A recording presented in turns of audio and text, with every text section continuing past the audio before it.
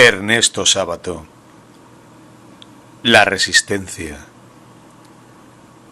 Primera carta. Lo pequeño y lo grande.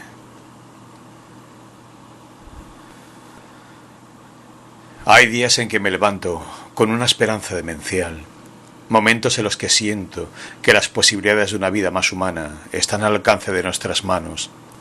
Este es uno de esos días.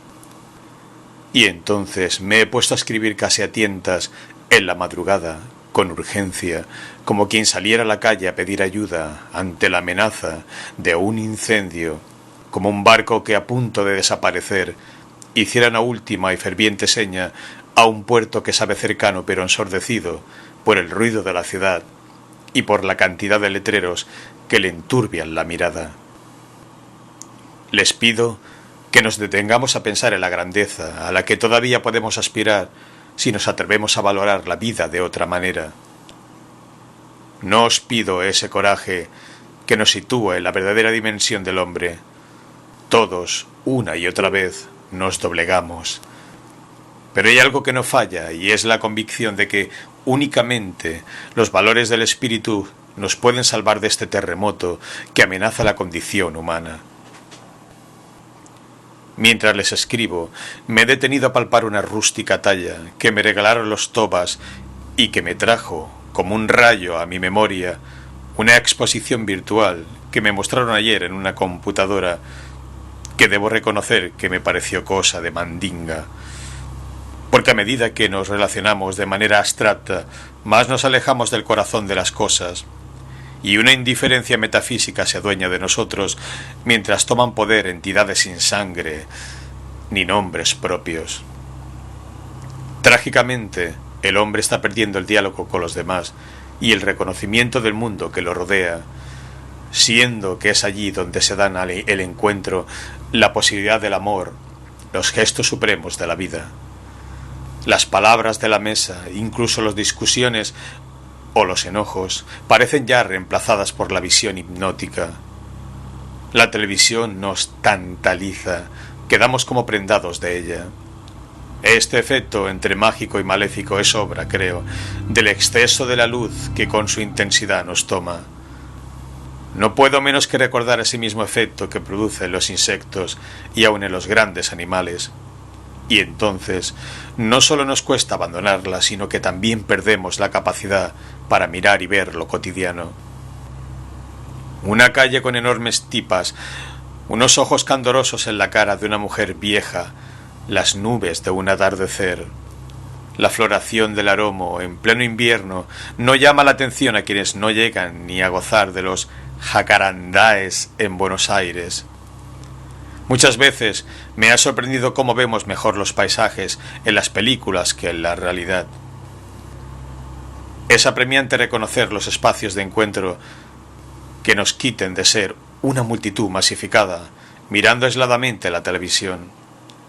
Lo paradójico es que, a través de esa pantalla, parecemos estar conectados con el mundo entero, cuando en verdad nos arranca la posibilidad de convivir humanamente, y lo que es tan grave como esto, nos predispone a la abulia.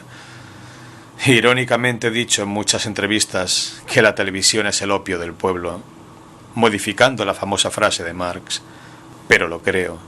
Uno va quedando aletargado delante de la pantalla, y aunque no encuentre nada de lo que busca, lo mismo se queda ahí, incapaz de levantarse y hacer algo bueno. Nos quita las ganas de trabajar en alguna artesanía, leer un libro, arreglar algo de la casa mientras escucha música o se matea, o ir al bar con algún amigo o conversar con los suyos. Es un tedio, un aburrimiento al que nos acostumbramos como a falta de algo mejor. El estar monótonamente sentado frente a la televisión anestesia la sensibilidad, acelera la mente, perjudica el alma. Al ser humano se le están cerrando los sentidos, cada vez requiere más intensidad, como los sordos. No vemos lo que no tiene la iluminación de la pantalla, ni oímos lo que no llega a nosotros cargado de decibelios, ni olemos perfumes, ya ni las flores los tienen. Algo que a mí me afecta terriblemente es el ruido. Hay tardes en que caminamos cuadras y cuadras antes de encontrar un lugar donde tomar un café en paz. Y no es que finalmente encontremos un bar silencioso, sino que nos resignamos a pedir que, por favor, apaguen el televisor, cosa que hacen con toda buena voluntad, tratándose de mí. Pero me pregunto, ¿cómo hacen las personas que viven en esta ciudad de 13 millones de habitantes para encontrar un lugar donde conversar con un amigo? Esto que les digo nos pasa a todos, y muy especialmente a los verdaderos amantes de la música. ¿O es que se cree que prefieren escucharla mientras todos hablan de otros temas y a los gritos? En todos los cafés hay o un televisor o un aparato de música a todo volumen. Si todos se quejaran como yo, enérgicamente, las cosas empezarían a cambiar. Me pregunto si la gente se da cuenta del daño que le hace el ruido, o es que se los ha convencido de lo avanzado que es hablar a los gritos.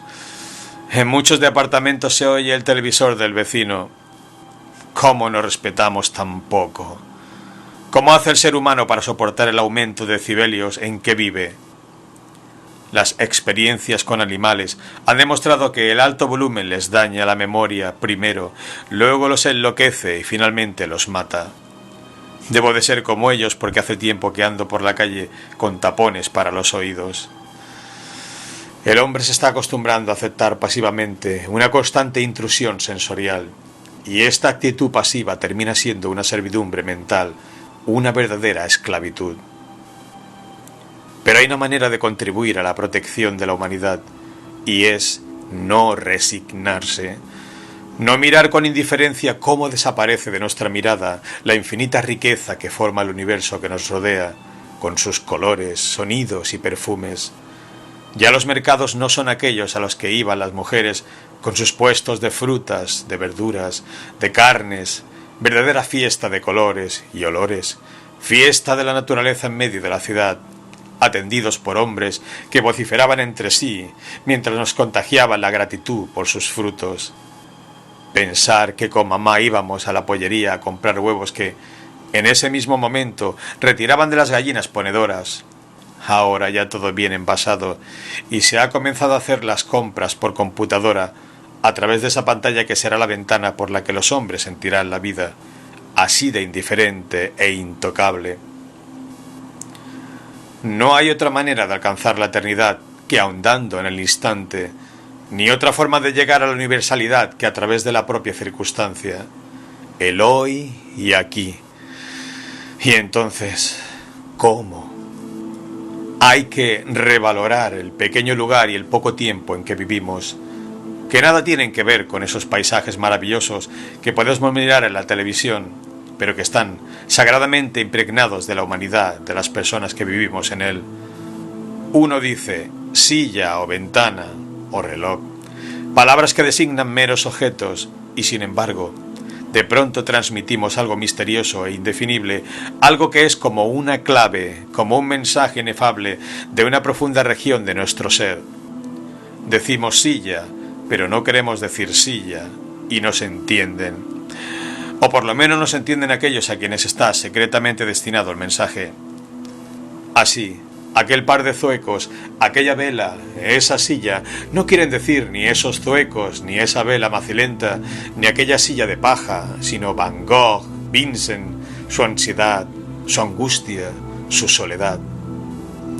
De modo que son más bien su autorretrato, la descripción de sus ansiedades más profundas y dolorosas, sirviéndose de objetos de este mundo aparentemente seco que está fuera de nosotros, que acaso estaba antes de nosotros y que muy probablemente nos sobrevivirá, como si esos objetos fueran temblorosos y transitorios puentes para salvar el abismo que siempre se abre entre uno y el universo, símbolos de aquello profundo y recóndito que reflejan, indiferentes y grises para los que no son capaces de entender la clave, pero cálidos y tensos y llenos de intención secreta para los que la conocen, porque el hombre hace con los objetos lo mismo que el alma realiza con el cuerpo, impregnándolo de sus anhelos y sentimientos, manifestándose a través de las arrugas carnales, del brillo de los ojos, de las sonrisas y de la comisura de sus labios.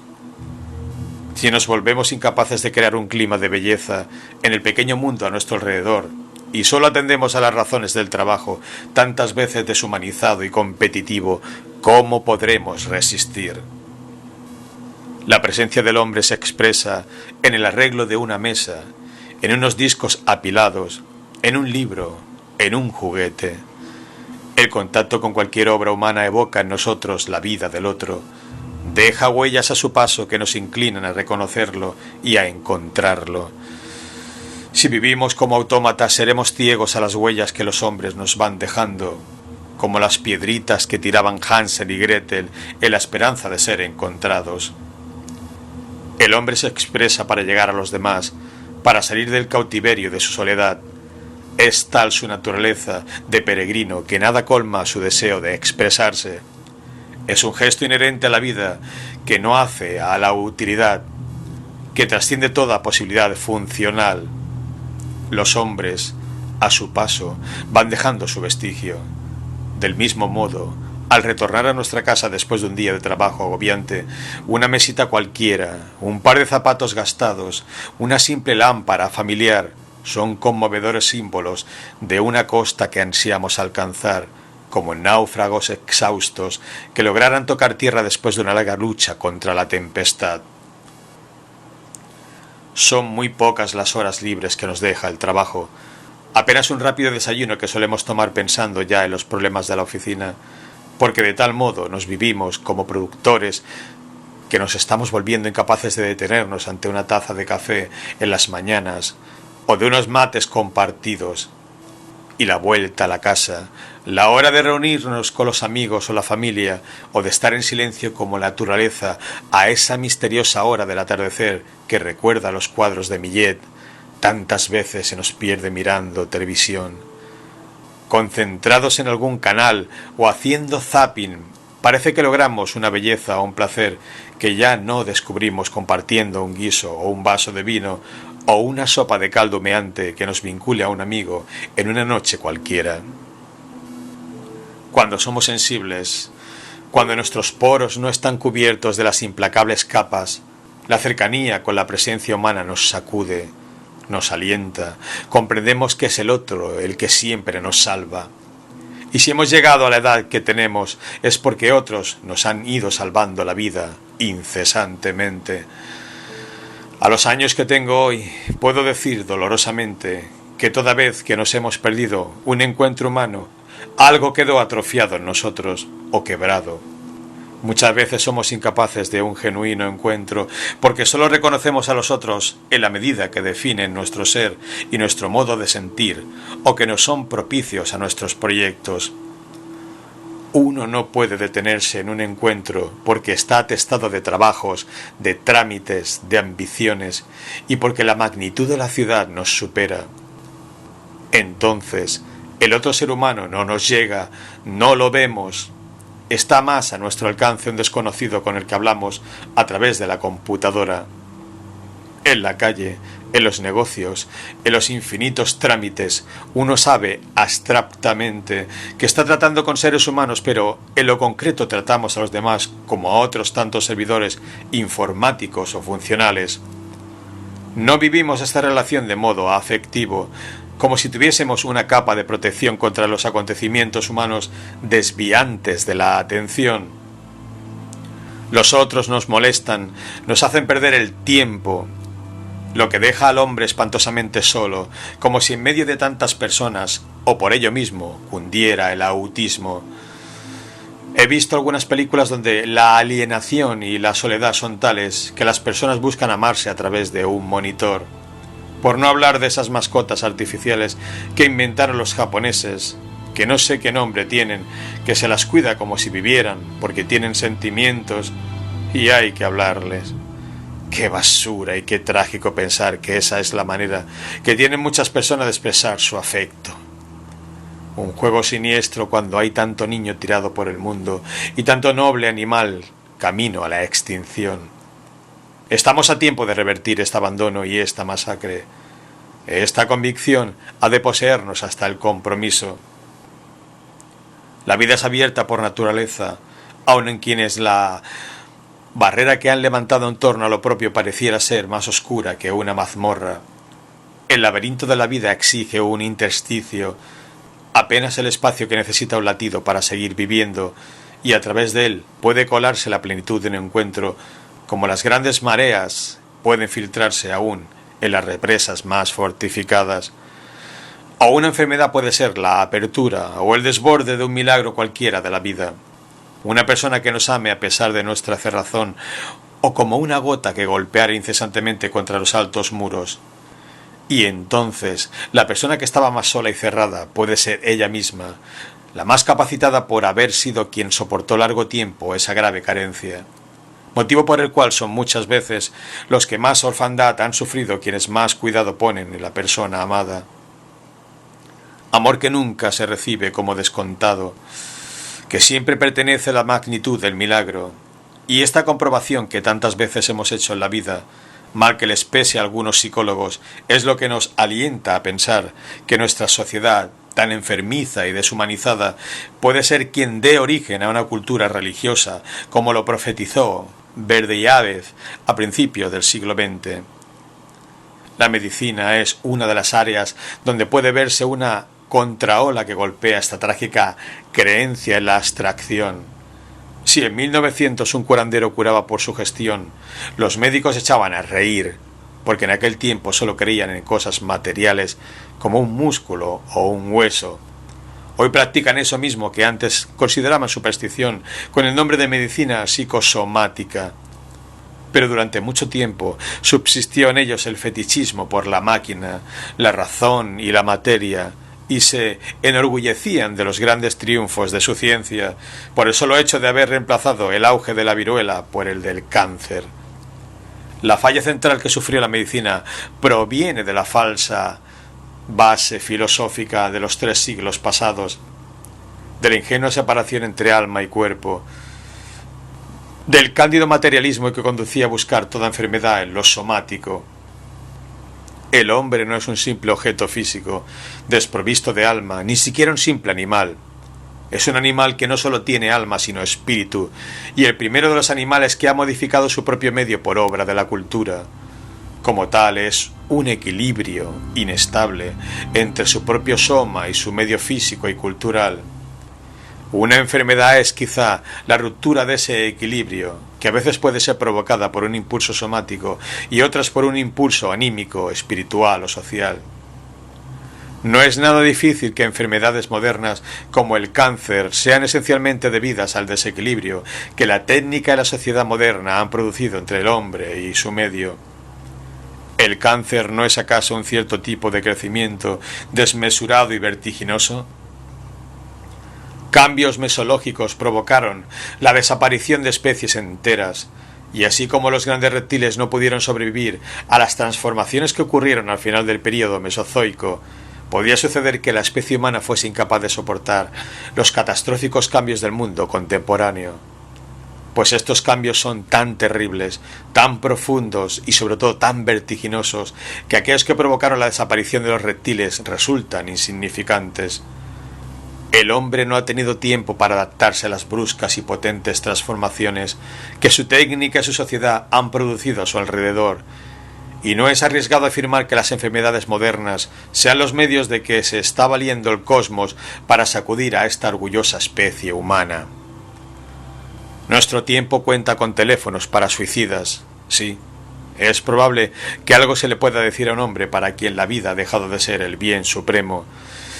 Yo mismo, muchas veces, atiendo gente al borde del abismo, pero es muy significativo que se tenga que buscar un gesto amigo por teléfono o por computadora y no se lo encuentre en la casa o en el trabajo o en la calle, como si fuésemos internados en alguna clínica enrejada que nos separara de la gente a nuestro lado. Y entonces, habiendo sido privados de la cercanía de un abrazo o de una mesa compartida, nos quedaran los medios de comunicación.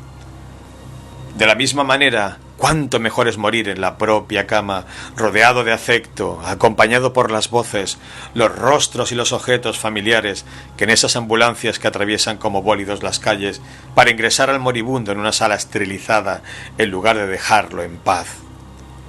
Con admiración recuerdo el nombre de algunos viejos médicos cuya sola entrada sanaba al enfermo. Cuánta irónica sonrisa mereció esta deslumbrante verdad. Es noche de verano, la luna ilumina de cuando en cuando.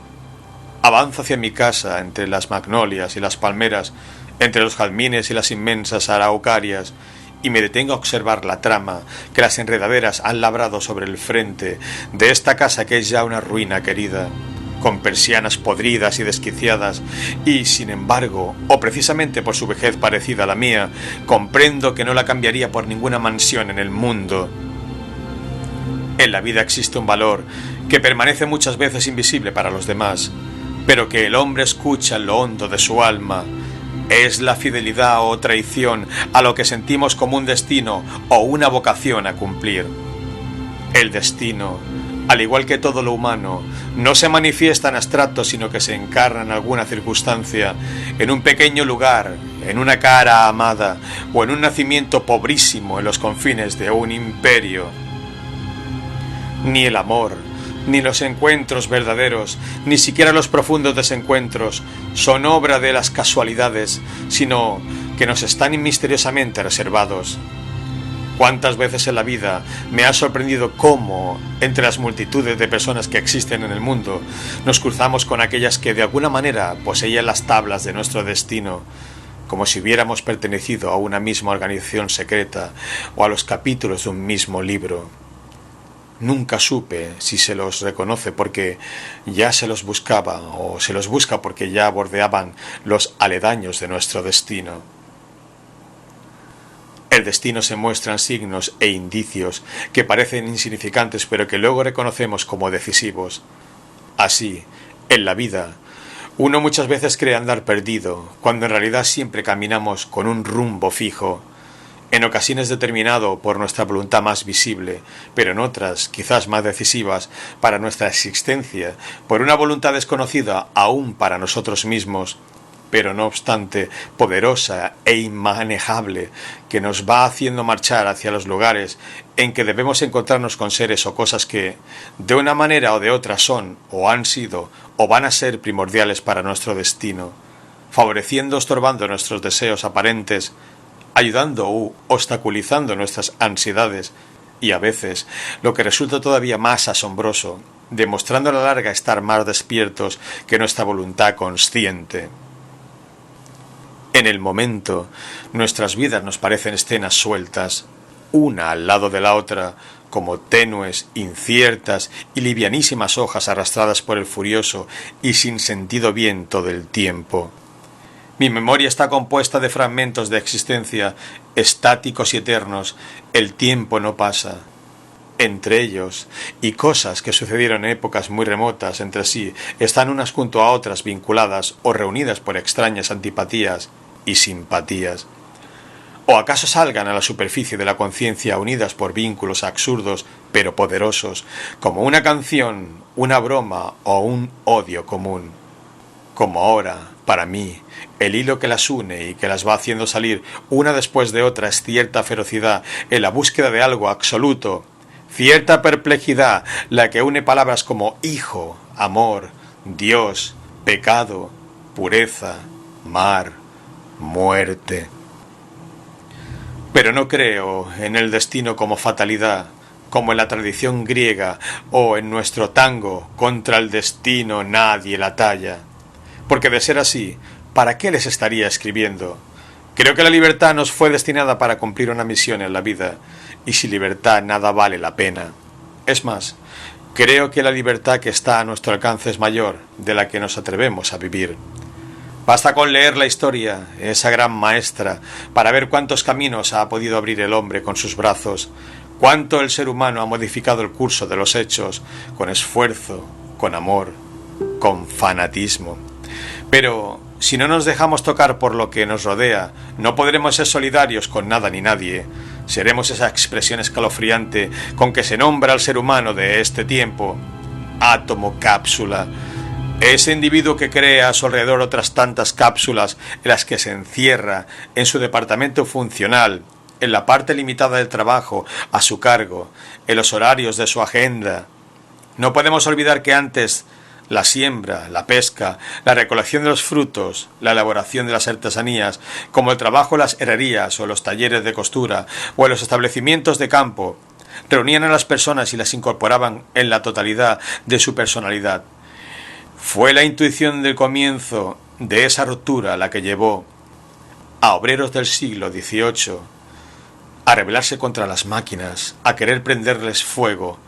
Hoy los hombres tienden a cohesionarse masivamente para adecuarse a la creciente y absoluta funcionalidad que el sistema requiere hora a hora.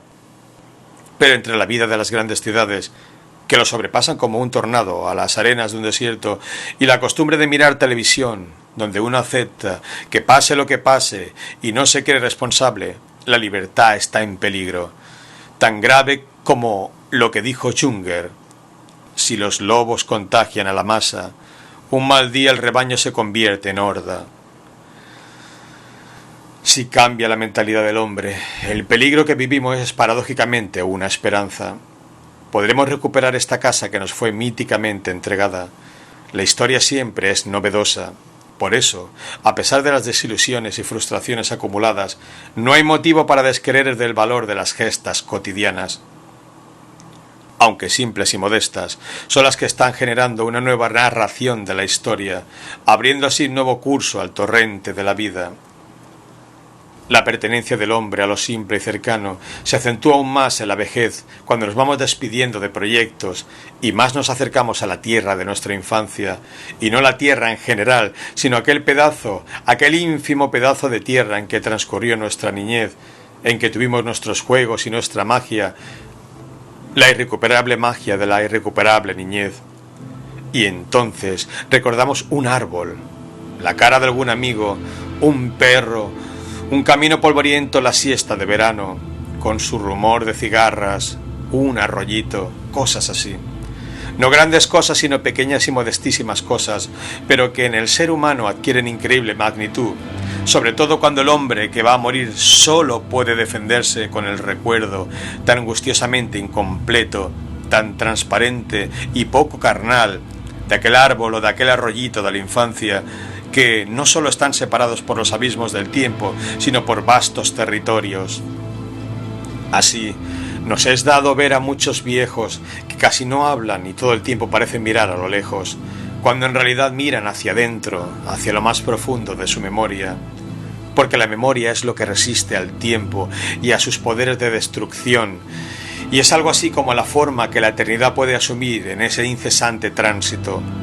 Y aunque nosotros, nuestra conciencia, nuestros sentimientos, nuestra dura experiencia hayamos ido cambiando con los años, y también nuestra piel y nuestras arrugas van convirtiéndose en prueba y testimonio de ese tránsito, hay algo en el ser humano, allá muy dentro, allá en regiones muy oscuras, aferrado con uñas y dientes a la infancia y al pasado, a la raza y a la tierra, a la tradición y a los sueños, que parece resistir a ese trágico proceso, resguardando la eternidad del alma en la pequeñez de un ruego.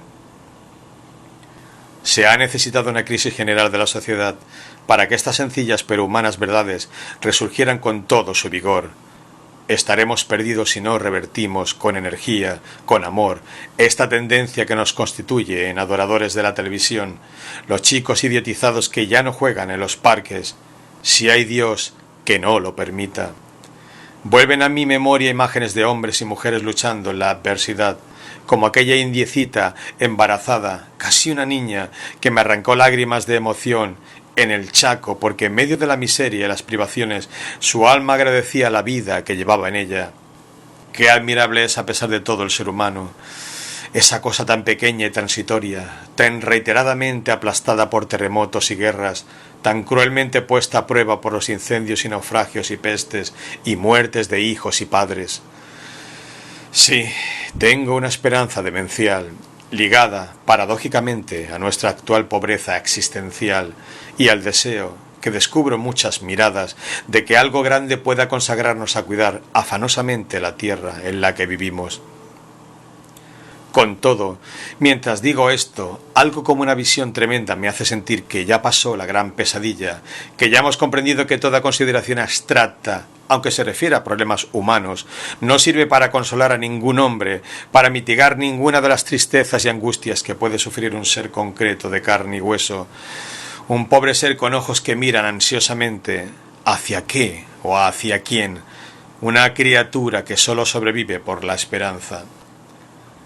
Ya muy cansado, en esta noche de noviembre, la araucaria me trae a la memoria el amor que mi amigo Tortorelli tenía por sus árboles. Era conmovedor. Llegaba hasta abrazar a alguno que le recordaba la época en que él mismo había sido guardabosques. Tuvimos la emoción de recorrer con él por la Patagonia lugares tan impresionantes como los bosques petrificados, los de arrayanes y aquellos otros donde se yerguen árboles milenarios. Nos decía, acariciando el tronco de esas formidables araucarias y coihúes todavía vivos: piensen por un momento que cuando surgió el Imperio Romano y cuando se derrumbó, cuando los griegos y los troyanos combatían por Helena, este árbol ya estaba aquí, y siguió estando cuando Rómulo y Remo fundaron Roma y cuando nació Cristo, y mientras Roma llegaba a dominar el mundo y cuando cayó, y así pasaron imperios, guerras interminables, cruzadas, el Renacimiento y la historia entera de Occidente hasta hoy, y ahí lo tienen todavía. También nos dijo que los vientos húmedos del Pacífico precipitan casi toda su agua del lado chileno, de modo que un incendio de este lado es fatal, porque los árboles mueren y el desierto avanza inexorablemente. Entonces nos llevó hasta el límite de la estepa patagónica y nos mostró los cipreses, casi retorcidos, por el sufrimiento que, como dijo, cubrían la retaguardia. Duros y estoicos, como una legión suicida, daban el último combate contra la adversidad. Creo en los cafés, en el diálogo, creo en la dignidad de la persona, en la libertad. Siento nostalgia, casi ansiedad de un infinito, pero humano, a nuestra medida. Tercera carta. Entre el bien y el mal. Lo humano del hombre es desvivirse por el otro hombre. E. Levinas. Esta mañana di por seguro que venía la sudestada y me equivoqué. La tormenta se mantuvo en suspenso, estática. Los grises se fueron atenuando y a la tardecita ya ningún rasgo plomizo se distinguía en el cielo. Este simple e inofensivo error me llevó, imperceptiblemente, a las grandes equivocaciones que uno comete en la vida. Y de ahí, a través de un vasto territorio de sueños y recuerdos, mi alma quedó al borde de la imagen de mi madre, aquella tarde, cuando la fui a visitar a La Plata, y la encontré de espaldas, sentada a la gran mesa solitaria del comedor, mirando a la nada, es decir, a sus memorias, en la oscuridad de las persianas cerradas, en la sola compañía del tic-tac del viejo reloj de pared.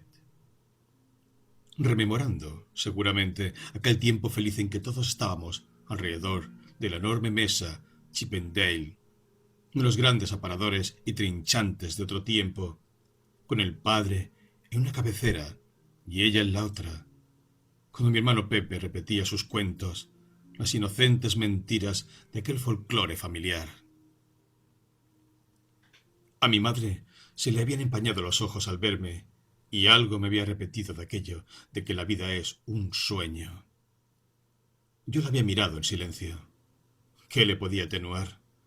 Y estaría viendo, hacia atrás, 90 años de fantasmagorías. Después, como a pequeños sorbos, me fue contando historias de Rojas y de su familia albanesa, hasta que fue hora de irse. ¿Había que irse?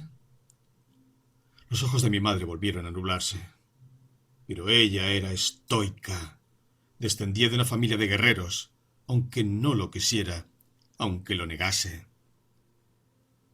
Todavía la recuerdo en la puerta, saludando levemente con su mano derecha, de manera no demasiado fuerte, no fuera a creer esas cosas. En la calle 3, los árboles habían empezado a imponer su callado enigma del atardecer. Todavía volvió una vez más la cabeza. Con su mano, tímidamente, ella repitió la seña. Luego quedó sola. Tan enardecidas fueron mis búsquedas que entonces no supe reconocer que era esa la última vez que vería a mi madre sana, de pie, y que ese dolor perduraría para siempre, como hasta esta misma noche que entre lágrimas la recuerdo. Entre lo que deseamos vivir y el intransigente ajetreo en que sucede la mayor parte de la vida, se abre una cuña en el alma que separa al hombre de la felicidad como el exiliado de su tierra. Porque entonces, mientras mi madre quedaba detenida allí, inmóvil, no pudiendo retener a su hijo, no queriéndolo hacer, yo, sordo a la pequeñez de su reclamo, corría ya tras mis afiebradas utopías, creyendo que al hacerlo cumplía con mi vocación más profunda.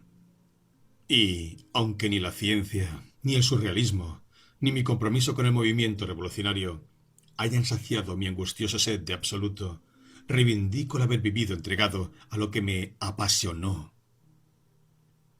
En ese tránsito, impuro y contradictorio, como son los atributos del movimiento humano, me salvó un sentido intuitivo de la vida y una decisión desenfrenada ante lo que creía verdadero.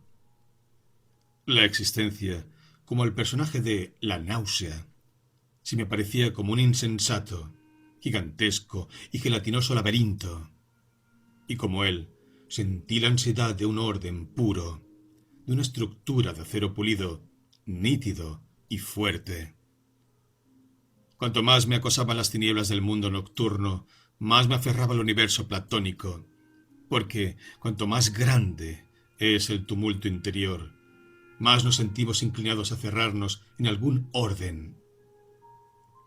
Y así, nuestras búsquedas, nuestros proyectos o trabajos nos quitan de ver los rostros que luego se nos aparecen como los verdaderos mensajeros de aquello mismo que buscábamos, siendo a la vez ellos las personas a quienes nosotros deberíamos haber acompañado o protegido.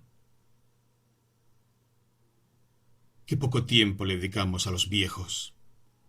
Ahora que yo también lo soy, cuántas veces en la soledad de las horas que inevitablemente acompañan a la vejez, recuerdo con dolor aquel último gesto de su mano y observo con tristeza el desamparo que traen los años, el abandono que los hombres de nuestro tiempo hacen de las personas mayores, de los padres, de los abuelos, esas personas a quienes les debemos la vida.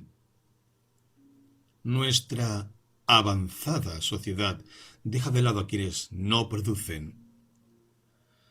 Dios mío, dejados a su soledad y a sus cavilaciones, cuánto de respeto y de gratitud hemos perdido. Qué devastación han traído los tiempos sobre la vida, qué abismos se han abierto con los años. Cuántas ilusiones han sido agostadas por el frío y las tormentas, por los desengaños y las muertes de tantos proyectos y seres que queríamos. Yo había intentado un ascenso, un refugio de alta montaña cada vez que había sentido dolor, porque esa montaña era invulnerable. Cada vez que la basura ya era insoportable, porque esa montaña era límpida. Cada vez que la fugacidad del tiempo me atormentaba, porque en aquella altura reinaba la eternidad. Pero el rumor de los hombres había terminado siempre por alcanzarme. Se colaba por los intersticios y subía desde mi propio interior. Porque el mundo no solo está afuera, sino en lo más recóndito de nuestro corazón.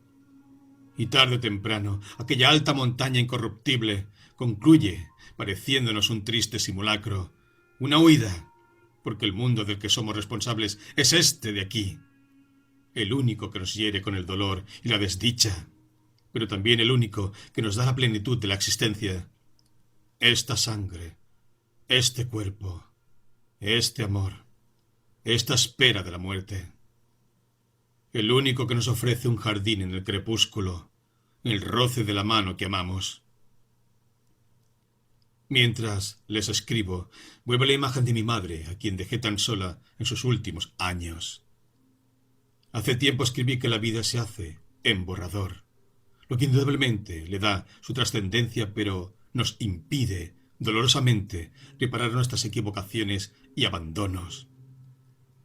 Nada de lo que fue vuelve a ser, y las cosas y los hombres y los niños no son lo que fueron un día. ¡Qué horror y qué tristeza! La mirada del niño que perdimos. Mira, las palabras inocentes me han rejuvenecido al fin, y como en otro tiempo, las lágrimas brotan de mis ojos. Y recuerdo los días, hace mucho pasados, y la tierra nativa vuelve a alegrar de nuevo mi alma solitaria. Y la casa donde crecí un día con tus bendiciones, donde, alimentado con amor, muy pronto creció el niño. Ah, cuántas veces pensé que yo te reconfortaría, cuando a mí mismo me veía obrar a lo lejos sobre el vasto mundo. Mucho intenté y soñé, y me he llagado el pecho a fuerza de luchar. Pero haréis que yo sane, queridos míos, y aprenderé a vivir como tú, madre, mucho tiempo. Es piadosa y tranquila la vejez. Vendré a ti. Bendice ahora a tu nieto una vez más. Que, así, el hombre mantenga lo que de niño prometió. Hölderlin. En la desesperación de ver el mundo, he querido detener el tiempo de la niñez. Sí, al verlos amontonados en alguna esquina, en esas conversaciones herméticas que para los grandes no tienen ninguna importancia, he sentido necesidad de paralizar el curso del tiempo. Dejar a esos niños para siempre ahí, en esa vereda, en ese universo hechizado. No permitir que las suciedades del mundo adulto los lastimen, los quiebren. La idea es terrible. Sería como matar la vida. Pero muchas veces me he preguntado en cuánto contribuye la educación a adulterar el alma de los niños. Es verdad que la naturaleza humana va transformando los rasgos, las emociones, la personalidad. Pero es la cultura la que le da forma a la mirada que ellos van teniendo del mundo. Es urgente encarar una educación diferente, enseñar que vivimos en una tierra que debemos cuidar, que dependemos del agua, del aire, de los árboles, de los pájaros y de todos los seres vivientes, que cualquier daño que hagamos a este universo grandioso perjudicará la vida futura y puede llegar a destruirla. Lo que podría ser la enseñanza, si en lugar de inyectar una cantidad de informaciones que nunca nadie ha retenido, se la vinculara con la lucha de las especies, con la urgente necesidad de cuidar los mares y los océanos. Hay que advertirles a los chicos del peligro planetario y de las atrocidades que las guerras han provocado a los pueblos. Es importante que se sientan parte de una historia a través de la cual los seres humanos han hecho grandes esfuerzos y también han cometido tremendos errores. La búsqueda de una vida más humana debe comenzar por la educación. Por eso, es grave que los niños pasen horas atontados delante de la televisión, asimilando todo tipo de violencias, dedicados a esos juegos que premian la destrucción. El niño puede aprender a valorar lo que es bueno y no caer en lo que le es inducido por el ambiente y los medios de comunicación. No podemos seguir leyéndole a los niños cuentos de gallinas y pollitos cuando tenemos a esas aves sometidas al peor suplicio. No podemos engañarlos en lo que refiere a la irracionalidad del consumo, a la injusticia social, a la miseria evitable y a la violencia que existe en las ciudades y entre las diferentes culturas. Con poco que se les explique, los niños comprenderán que se vive un grave pecado de despilfarro en el mundo. Gandhi llama a la formación espiritual la educación del corazón, el despertar del alma, y es crucial que comprendamos que la primera huella que la escuela y la televisión imprimen en el alma del chico es la competencia. La victoria sobre sus compañeros, y el más enfático individualismo. Ser el primero, el ganador. Creo que la educación que damos a los hijos procrea el mal porque lo enseña como bien. La piedra angular de nuestra educación se asienta sobre el individualismo y la competencia. Genera una gran confusión enseñarles cristianismo y competencia, individualismo y bien común, y darles largas peroratas sobre la solidaridad, que se contradicen con la desenfrenada búsqueda del éxito individual, para la cual se los prepara. Necesitamos escuelas que favorezcan el equilibrio entre la iniciativa individual y el trabajo en equipo, que condenen el feroz individualismo que parece ser la preparación para el sombrío Leviatán de Hobbes, cuando dice que el hombre es el lobo del hombre. Tenemos que reaprender lo que es gozar. Estamos tan desorientados que creemos que gozar es ir de compras. Un lujo verdadero es un encuentro humano, un momento de silencio ante la creación, el gozo de una obra de arte o de un trabajo bien hecho. Gozos verdaderos son aquellos que embargan el alma de gratitud y nos predisponen al amor. La sabiduría de los muchos años me han traído, y la cercanía a la muerte me enseñaron a reconocer la mayor de las alegrías en la vida que nos inunda, aunque aquella no es posible si la humanidad soporta sufrimientos atroces y pasa hambre. La educación no está independizada del poder, y por lo tanto encauza su tarea hacia la formación de gente adecuada a las demandas del sistema. Esto es en un sentido inevitable, porque de lo contrario formaría magníficos desocupados, magníficos hombres y mujeres excluidos del mundo del trabajo. Pero si esto no se contrabalancea con una educación que muestre lo que está pasando y a la vez promueva el desarrollo de las facultades que están deteriorándose, lo perdido será el ser humano.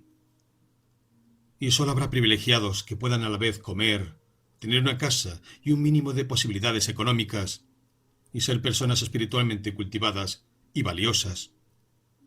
Va a ser difícil encontrar la manera que permita a los hombres acceder a buenos trabajos y a una vida que cuente con la posibilidad de crear o realizar actividades propias del espíritu. La historia es novedosa. El hombre, enceguecido por el presente, casi nunca prevé lo que va a suceder. Si atina a ver un futuro diferente, lo hace como agravamiento de la situación actual o como el surgimiento de lo contrario, cuando los cambios suelen venir por hechos irreconocibles en su momento, o al menos no valorados en su dimensión.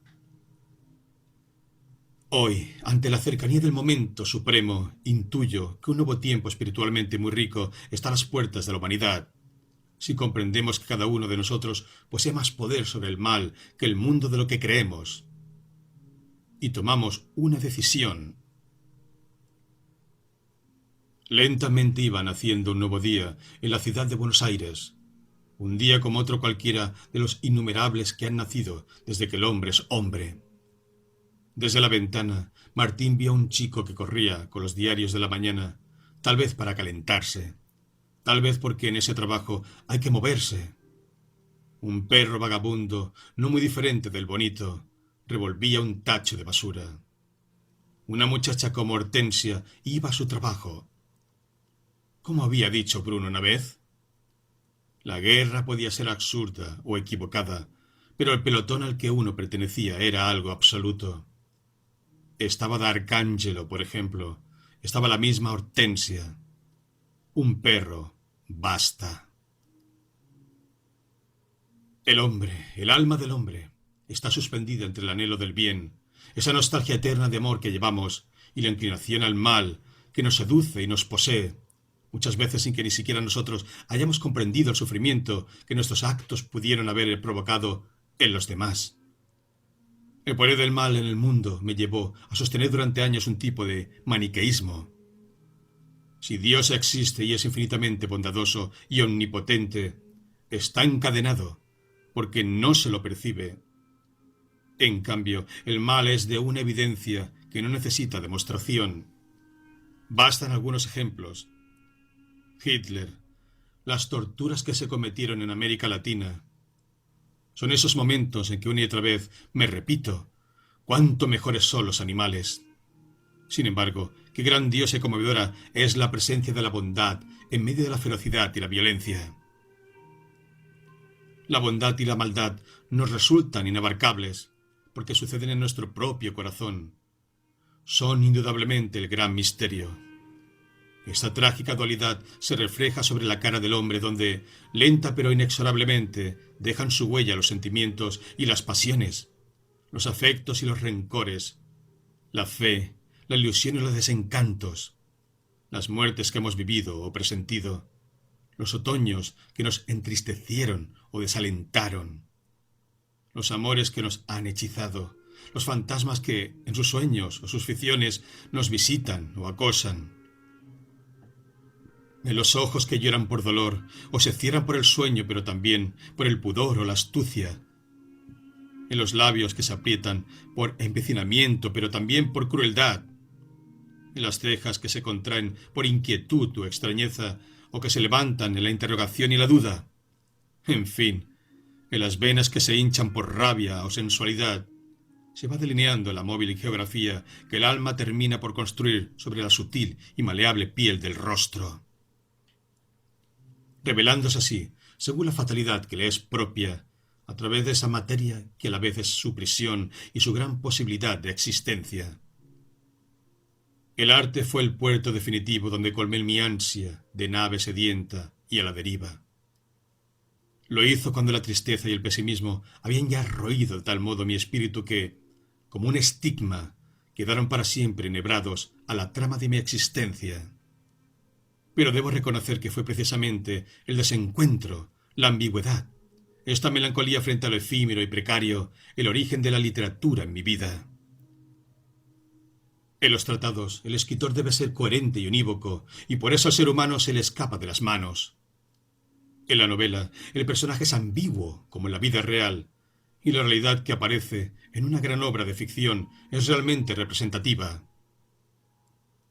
¿Cuál es la Rusia verdadera? ¿La del piadoso, sufriente y comprensivo Alioshka Karamazov?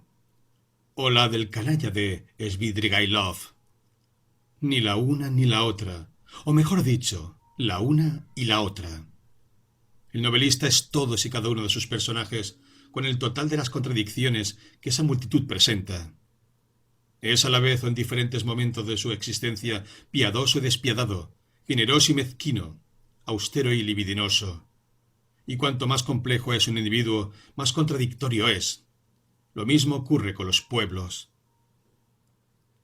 No es una casualidad que el desarrollo de la novela coincida con el desarrollo de los tiempos modernos. ¿Dónde se iban a refugiar las furias? Cuando una cultura las reprime, explotan y su daño es mucho mayor.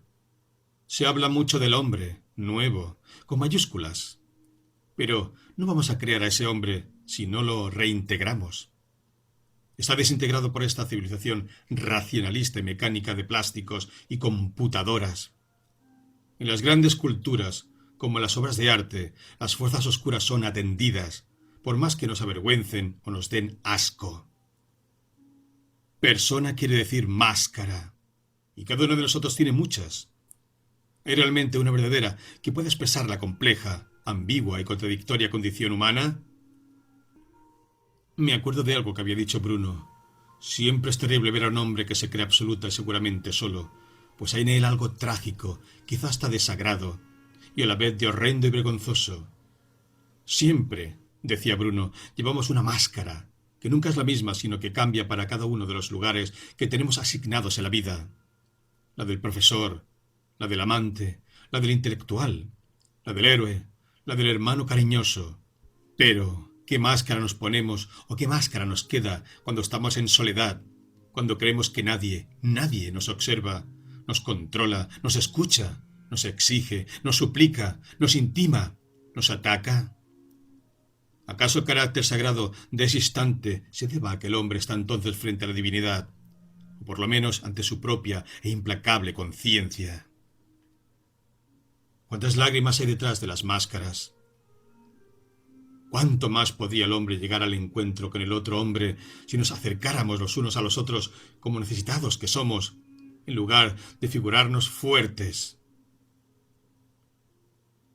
Si dejáramos de mostrarnos autosuficientes y nos atreviéramos a reconocer la gran necesidad del otro que tenemos para seguir viviendo, como muertos de sed que somos en verdad, ¿cuánto mal podría ser evitado?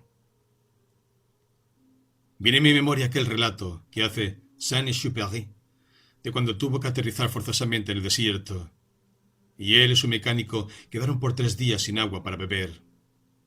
Hasta el rocío sobre el fuselaje del avión lamían al amanecer.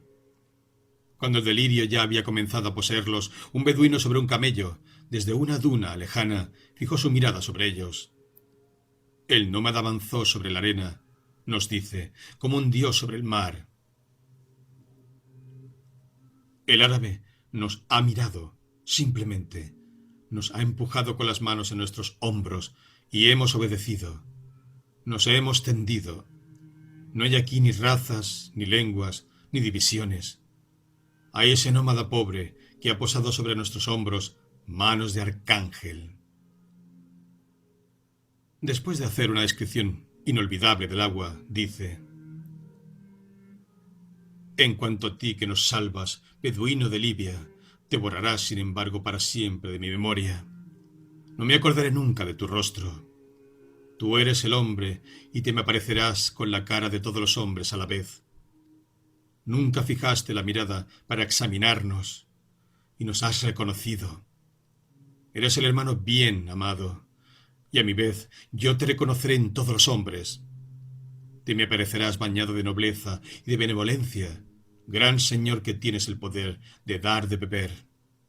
Todos mis amigos, todos mis enemigos en ti marchan hacia mí, y no tengo ya un solo enemigo en el mundo. Los tiempos modernos fueron siglos señalados por el menosprecio a los esenciales atributos y valores del inconsciente. Los filósofos de la Ilustración sacaron la inconsciencia a patadas por la puerta y se les metió de vuelta por la ventana. Desde los griegos, por lo menos, se sabe que las diosas de la noche no se pueden menospreciar, y mucho menos excluirlas, porque entonces reaccionan vengándose en fatídicas formas. Los seres humanos oscilan entre la santidad y el pecado, entre la carne y el espíritu, entre el bien y el mal. Y lo grave, lo estúpido es que, desde Sócrates, se ha querido proscribir su lado oscuro. Esas potencias son invencibles, y cuando se las ha querido destruir, se han agazapado y finalmente se han revelado con mayor violencia y perversidad. Hay que reconocerlas, pero también luchar incansablemente por el bien. Las grandes religiones no solo preconizan el bien, sino que ordenan hacerlo, lo que prueba la constante presencia del mal. La vida es un equilibrio tremendo entre el ángel y la bestia. No podemos hablar del hombre como si fuera un ángel, y no debemos hacerlo, pero tampoco como si fuera una bestia, porque el hombre es capaz de las peores atrocidades, pero también capaz de los más grandes y puros heroísmos. Me inclino con reverencia ante quienes se han dejado matar sin devolver el golpe. Yo he querido mostrar esta bondad suprema del hombre en personajes simples como Hortensia Paz o el sargento Sosa. Como ya lo he afirmado, el ser humano no podría sobrevivir sin héroes, santos y mártires, porque el amor, como el verdadero acto creador, es siempre la victoria sobre el mal. Cuarta carta. Los valores de la comunidad. Cada uno de nosotros es culpable ante todos, por todos y por todo. Fyodor Dostoyevsky. Quiero hablarles de Buenos Aires, aunque yo no vivo en ella, y me resultaría insoportable. La reconozco como mi ciudad, por eso mismo es que la sufro. Ella representa de alguna manera lo que es la vida de estas urbes donde viven o sobreviven millones de habitantes. Pero también les voy a repetir la situación del mundo, lo que todos sabemos, en la esperanza de que por la repetición, como la gota de agua o el martillo contra la puerta cerrada, veamos un día que las cosas revirtieron. ¿Acaso en verdad ya lo está haciendo? Ya se filtra la luz entre las rendijas de la vieja civilización. Asistimos a una quiebra total de la cultura occidental. El mundo cruje y amenaza con derrumbarse. Ese mundo que, para mayor ironía, es el resultado de la voluntad del hombre, de su prometeico intento de dominación. Guerras que unen la tradicional ferocidad a su inhumana mecanización. Dictaduras totalitarias. Enajenación del hombre. Destrucción catastrófica de la naturaleza. Neurosis colectiva e histeria generalizada. Nos han abierto por fin los ojos para revelarnos la clase de monstruo que habíamos engendrado y criado orgullosamente. Aquella ciencia que iba a dar solución a todos los problemas físicos y metafísicos del hombre contribuyó a facilitar la concentración de los estados gigantescos, a multiplicar la destrucción y la muerte con sus hongos atómicos y sus nubes apocalípticas. A cada hora el poder del mundo se concentra y se globaliza.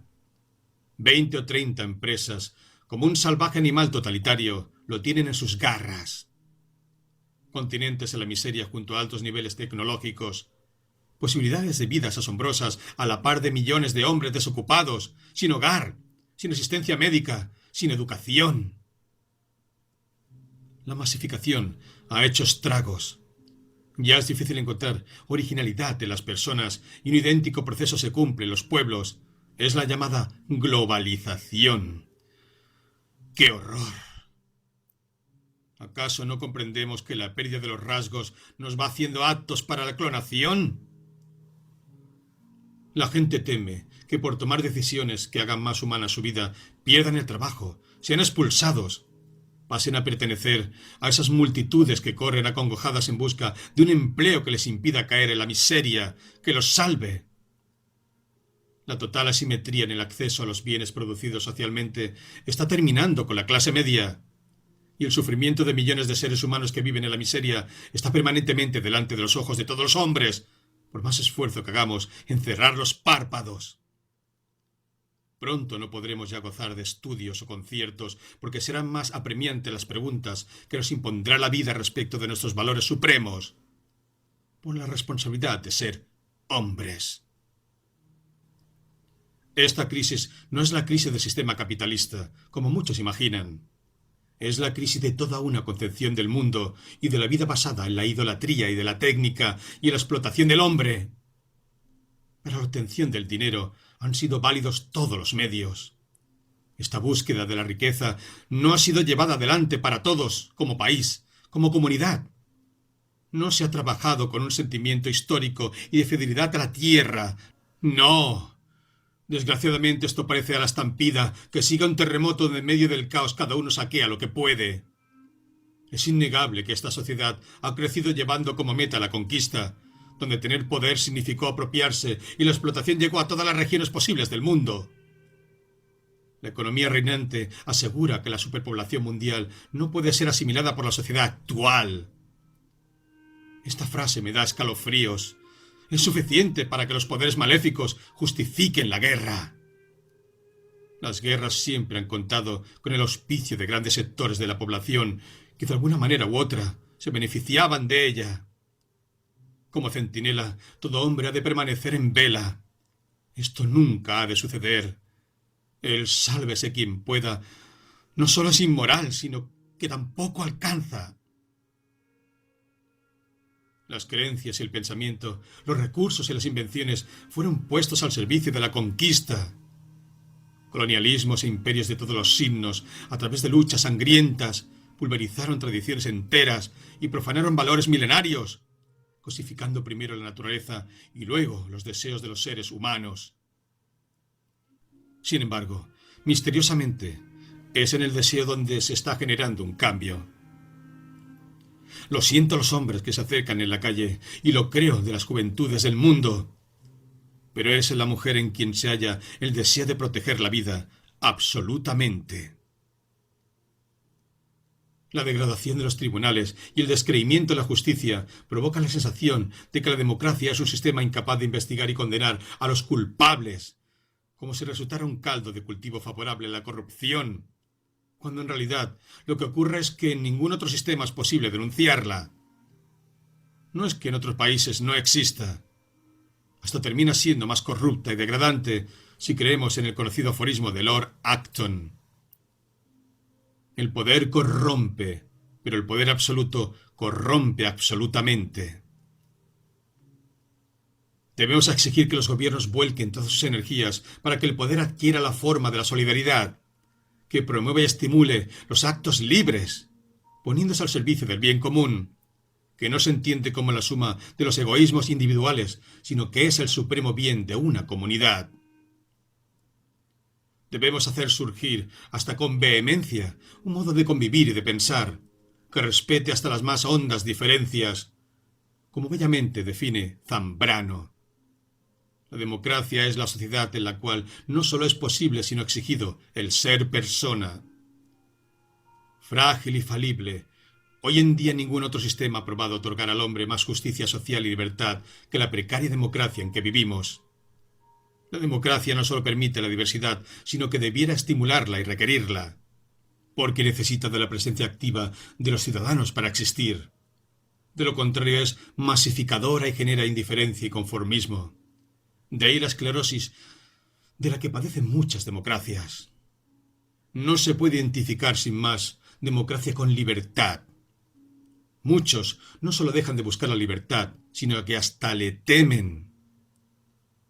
Si se compara la libertad de hoy con la que hacía hace unas pocas décadas, dolorosamente se comprueba que la libertad está en retroceso. Millones de hombres en el mundo, y también en nuestro riquísimo país, están condenados a trabajar durante 10 o 12 horas y vivir hacinados, miserablemente. Los siervos de la gleba no le están muy lejos.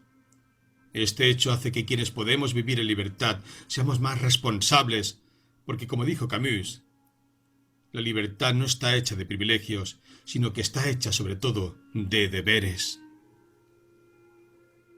Como hombres libres en un campo de reclusos, nuestra misión es trabajar por ellos, de todas las formas a nuestro alcance. La verdadera libertad no vendrá de la toma del poder por parte de algunos, sino del poder que todos tendrán algún día de oponerse a los abusos de la autoridad. La libertad personal llegará inculcando a las multitudes la convicción de que tienen la posibilidad de controlar el ejercicio de la autoridad y hacerse respetar.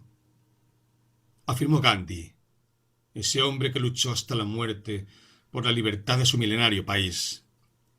Gandhi era un convencido de que al hombre no se le otorgaría la libertad exterior hasta tanto no hubiera sabido desarrollar la libertad interior. Esta es una gran tarea para quienes trabajan en la radio, en la televisión o escriben en los diarios. Una verdadera gesta que puede llevarse a cabo si es auténtico el dolor que sentimos por el sufrimiento de los demás. Muy a menudo compruebo que todo es opinable y alguien que comenzó antes de ayer puede hablar tanto como otro cuya trayectoria está largamente probada en la vida del país. Y su opinión llega a ser clasificatoria y no tiene siquiera que demostrarse. La llamada opinión pública es la suma de lo que se le ocurre a quienes, en esos minutos, pasan ocasionalmente por la esquina elegida y conforman el mínimo universo de una encuesta que, sin embargo, saldrá grandes titulares en los diarios y los programas de televisión. Las preguntas que suelen hacerse son de una torpeza que pondría en frenético a Sócrates, que las colocó en el lugar de quien ayuda a dar a luz. Todo pasa y todas las perspectivas son válidas. Lo mismo Chico que Napoleón, Cristo que el rey de bastos. No piensa en el futuro, todo es de coyuntura. Otra consecuencia de este estado de cosas es la sobrevaloración de la diversión. Los programas divertidos tienen mucho rating, y el rating es lo supremo. No importa a costa de qué valor, ni quién lo financia. Son esos programas donde divertirse es degradar, donde todo se banaliza. Como si habiendo perdido la capacidad para la grandeza, nos conformáramos con una comedia de regular calidad. Esta desesperación por divertirse tiene sabor a decadencia. Quienes así actúan reflejan una posición verdaderamente escéptica donde no cabe enfurecerse, ya que se descree de toda conquista que pueda mejorar la vida. Si algo es apocalíptico, es este vivir como si mañana no hubiera mundo, y solo nos restara disimular la tragedia. Nuestra civilización ha tomado un tipo de bienestar como el deber ser de la vida, fuera del cual no hay salvación. Este objetivo es logrado por el miedo y por la incapacidad que tienen hoy los hombres de vivir los momentos duros, las situaciones límite, los obstáculos. En especial, se tiene horror al fracaso. Se oculta cualquier avería en el bienestar, pues enseguida se teme la exclusión. Quedar eliminado de la existencia como un equipo de fútbol lo estaría en un campeonato. Tal es la dificultad que tiene el hombre actual de superar las tormentas de la vida, de recrear la existencia después de las caídas. Salían por centenares del subterráneo, tropezaban, bajaban de los colectivos atestados, entraban en el infierno de retiro, donde volvían a encimarse los trenes. Año nuevo, milenio nuevo, pensaba el muchacho con piadosa ironía, viendo a esos desesperados en busca de una esperanza propiciada con pan dulce y sidra, con sirenas y gritos. Ayer recibí la carta de un muchacho en la que me dice: tengo miedo del mundo. Dentro del mismo sobre me envía una fotografía en la que pude advertir algo, en su manera de mirar, en sus espaldas agobiadas, que revelaba una enorme desproporción entre sus recursos y la espantosa realidad que lo estremece. Siempre hubo ricos y pobres, salones de baile y mazmorras, muertos de hambre y fastuosos banquetes, pero en este siglo ha cundido de tal manera el nihilismo que se hace imposible la transmisión de valores a las nuevas generaciones. Aunque quizá sean los chicos los que nos vayan a salvar. Porque, ¿cómo vamos a poder criarlos hablándoles de los grandes valores, de aquellos que justifican la vida, cuando delante de ellos comprueban que se hunden millares de hombres y mujeres sin remedios ni techos donde protegerse? ¿O ven cómo poblaciones enteras son arrasadas por inundaciones que pudieron evitarse? ¿Creen que es posible seguir mirando por televisión el horror que padece la pobre gente a la par que la frivolidad ostentosa y corrupta, entremezclada con el peor de los cambalaches? ¿Y así tener hijos que sean hombres de verdad? La falta de gestos humanos genera una violencia a la que no podremos combatir con armas. Únicamente un sentido más fraterno entre los hombres la podrá sanar. Miles de hombres se desviven trabajando, cuando pueden, acumulando amarguras y desilusiones, logrando apenas sostenerse un día más en la precaria situación, mientras casi no hay individuo que tras su paso por el poder no haya cambiado, en apenas meses, un modesto departamentito por una lujosa mansión con entrada para fabulosos autos. ¿Cómo no les llega la vergüenza? Si nos cruzamos de brazos seremos cómplices de un sistema que ha legitimado la muerte silenciosa. Los hombres necesitan que nuestra voz se sume a sus reclamos. Detesto la resignación que pregonan los conformistas, ya que no es suyo el sacrificio, ni el de su familia. Con pavor he pensado en la posibilidad de que, como esas virulentas enfermedades de los siglos pasados, la impunidad y la corrupción lleguen a instalarse en la sociedad como parte de una realidad a la que nos debamos acostumbrar. ¿Cómo hemos llegado a esta degeneración de los valores en la vida social? Cuando fuimos niños aprendimos el comportamiento viendo a los hombres que simplemente cumplían con el deber. Una expresión hoy en desuso. Esperando recibir una recompensa digna por su trabajo, pero que nunca hubieran aceptado ningún soborno. Eran personas con dignidad. No se hubieran metido en el bolsillo lo que no les correspondiera, ni hubieran aceptado sobornos ni bajezas semejantes. Recuerdo que mi padre perdió su molino harinero por un crédito al que se había comprometido de palabra. Desde luego, para él significó un inmenso dolor. Pero hubiera sido indigno de un verdadero hombre evadir su responsabilidad. Ese sentimiento del honor le daba fuerzas y vivía en paz. ¿Qué decir de lo que fueron alguna vez los sindicatos? Casi con candor recuerdo la anécdota de aquel hombre que se desvaneció en la calle y cuando fue reanimado, quienes lo socorrieron le preguntaron cómo no se había comprado algo de comer con el dinero que llevaba en su bolsillo, a lo que aquel ser humano maravilloso respondió que ese dinero era del sindicato. No es que en ese entonces no hubiera corrupción, pero existía un sentido del honor que la gente era capaz de defender con su propia conducta. Y robar las arcas de la nación, las que deben atender al bien común, era de lo peor, y lo sigue siendo. quienes se quedan con los sueldos de los maestros, quienes roban a los mutuales o se ponen en el bolsillo el dinero de las licitaciones, no pueden ser saludados. No debemos ser asesores de la corrupción. No se puede llevar a la televisión a sujetos que han contribuido a la miseria de sus semejantes y tratarlos como señores delante de los niños. Esta es la gran obscenidad. ¿Cómo vamos a poder educar si en esta confusión ya no se sabe si la gente es conocida por héroe o por criminal? Dirán que exagero, pero ¿acaso no es un crimen que a millones de personas en la pobreza se les quite lo poco que les corresponde? ¿Cuántos escándalos hemos presenciado y todo sigue igual? ¿Y nadie con dinero va preso? La gente sabe que se miente, pero parece una ola de tal magnitud que no se la puede impedir. Esto hace sentir impotente a la gente y finalmente produce violencia. ¿Hasta dónde vamos a llegar? Tampoco podemos vivir comunitariamente cuando todos los vínculos se basan en la competencia. Es indudable que genera en algunas personas un mayor rendimiento basado en el deseo de triunfar sobre las demás. Pero no debemos equivocarnos. La competencia es una guerra no armada y al igual que aquella, tiene como base un individualismo que nos separa de los demás contra quienes combatimos. Si tuviéramos un sentido más comunitario, muy otra sería nuestra historia y también el sentido de la vida del que gozaríamos. Cuando critico la competencia no lo hago solo por un principio ético, sino también por el gozo inmenso que entraña compartir el destino, y que nos salvará de quedar esterilizados por la carrera hacia el éxito individual en que está acabando la vida del hombre.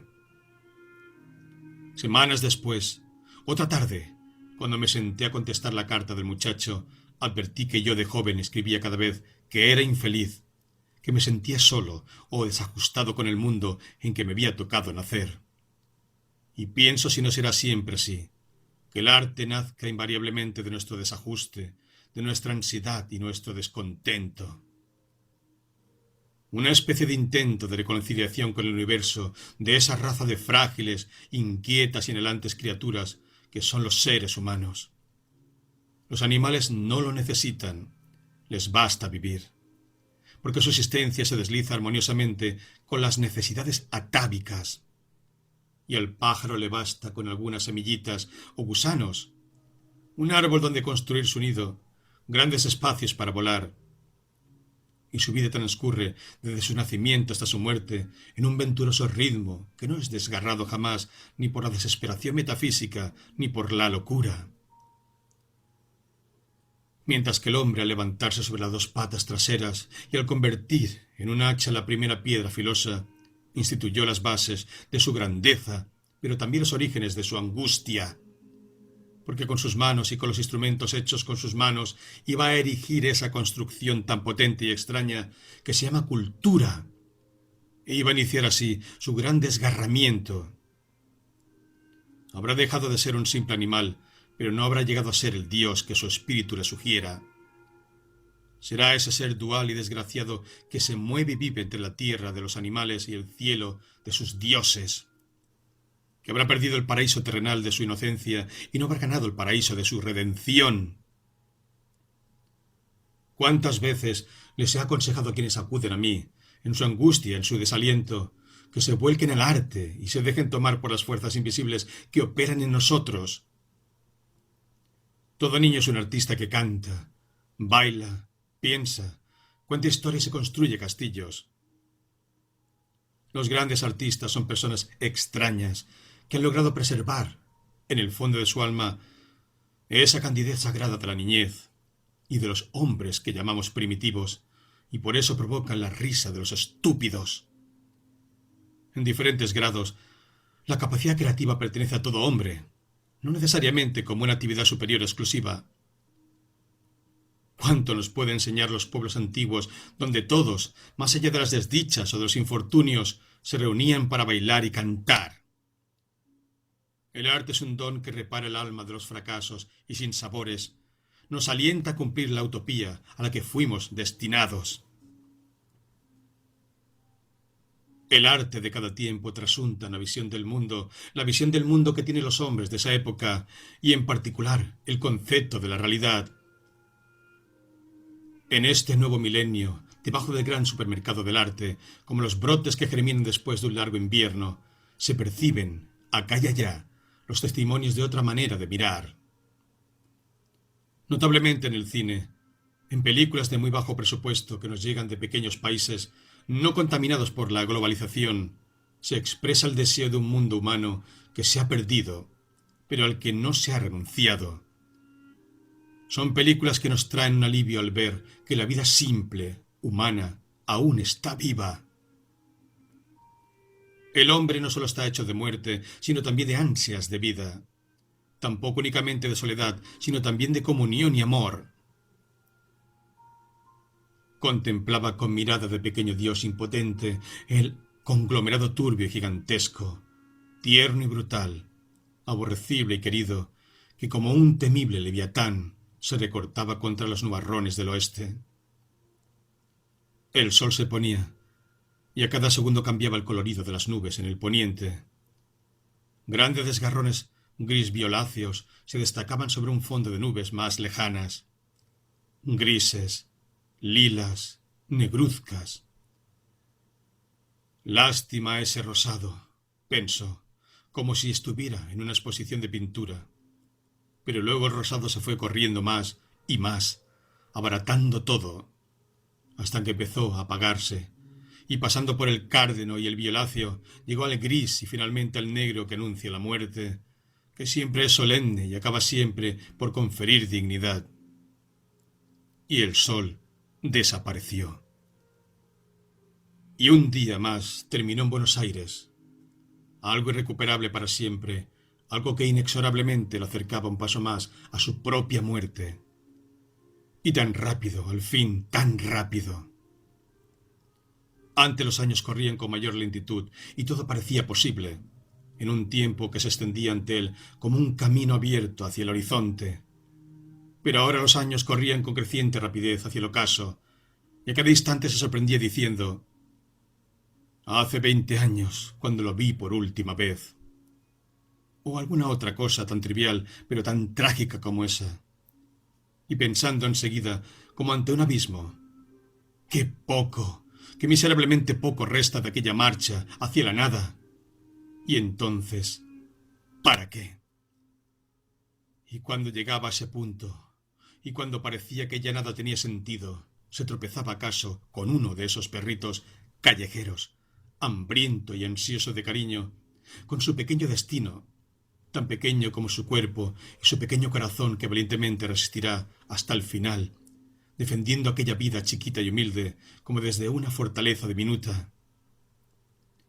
Y entonces, recogiéndolo, llevándole hasta una cucha improvisada donde al menos no pasase frío, dándole algo de comer, conviniéndose en sentido de la existencia de aquel pobre bicho, algo más enigmático pero más poderoso que la filosofía, parecía volverse a dar sentido a su propia existencia, como dos desamparados en medio de la soledad que se acuestan juntos para darse mutuamente calor. Quinta carta. La resistencia. Son los expulsados, los proscriptos, los ultrajados, los despojados de su patria y de su terruño, los empujados con brutalidad a las cimas más hondas. Ahí es donde están los catecúmenos de hoy. E. Junger. Lo peor es el vértigo. En el vértigo no se dan frutos ni se florece. Lo propio del vértigo es el miedo. El hombre adquiere un comportamiento de autómata. Ya no es responsable, ya no es libre, ni reconoce a los demás. Se me encoge el alma al ver a la humanidad en este vertiginoso tren en que nos desplazamos. Ignorantes, atemorizados sin conocer la bandera de esta lucha, sin haberlo elegido. El clima de Buenos Aires ha cambiado. En las calles, hombres y mujeres apresurados avanzan sin mirarse, pendientes de cumplir con horarios que hacen peligrar su humanidad. Ya es el lugar para aquellas charlas de café que fueron un rasgo distintivo de esta ciudad.